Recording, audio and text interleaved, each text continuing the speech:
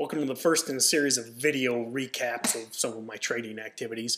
I'm going to try and do these on a regular basis, try and do it with every trade, but base it upon what I think I may have done and hopefully in a good way, and possibly break it down in a bad way, and that's kind of the subject of today's crappy trade. But hopefully by working through these, I can help educate you as well as, in theory, educate myself. So this was a trade I escaped with a profit, but it was mediocre. Dumb trade, lot of mistakes. I'm lucky to get out with the $65 I had. Company's Bcrx Pharmaceuticals, Bcrx, crappy biomed junk company that stocks run up big time on supposed swine flu vaccination. And the funny thing, they don't even do swine flu stuff. The CEO came on and said, we're not in this market. We don't make a product. They got something in the pipeline, but it's nothing to do with the hype. But so normally these are the kind of stocks I look to short, something that's up on hype, short it back down. You can see over here about a week ago, runs up from $1.70 to almost $5 in one day, almost all of it pre-market.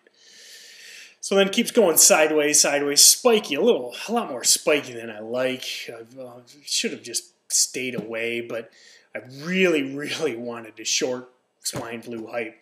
And because of that, I kept watching it because it seemed like such a prime candidate, because they don't even do anything for swine flu, but their stocks triple.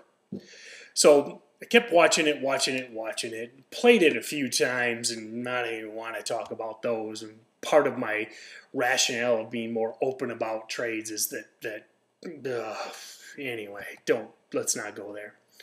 So where it really got interesting to me was on Friday. I actually had an alert set for myself to short this stock at 340. I saw 340 as support going back a few days.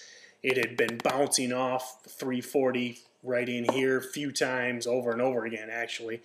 So then it breaks down Friday right here, really free falls. Now, another thing that frustrated me is I set my trigger. I told myself to take it.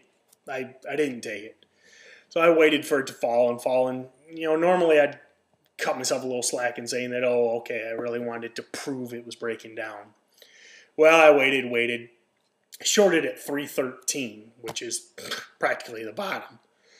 So even though the trend's really looking good, and I felt good going into it, one of my biggest problems of late is I'm not cutting losses the way I want to. So typical, predictable, Friday afternoon short squeeze. I mean, you know it's going to happen.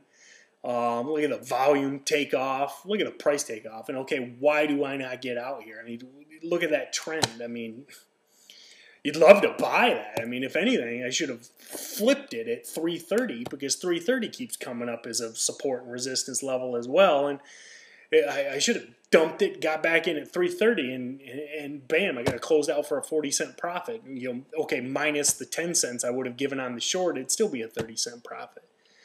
But I'm done. Not dealing with the past anymore. So I was committed over the weekend, posted a blog post on it. I mean, I'm done taking losses and letting them run.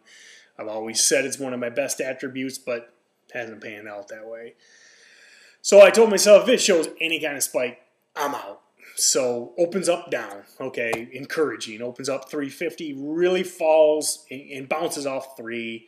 You can see it's bouncing off 3 back here earlier in the week. I really should have just gotten out at that point.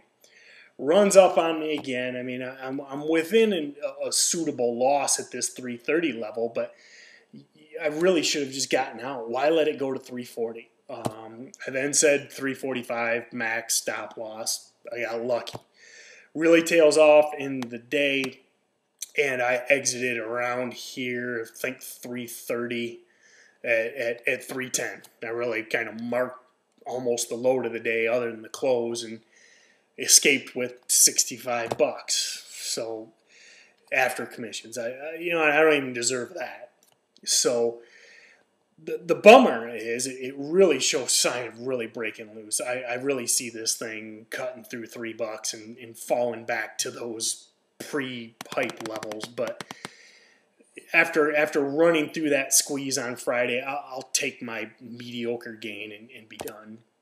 So hopefully I will not be posting another video like this complaining about not taking a loss and excited that I escaped with $65.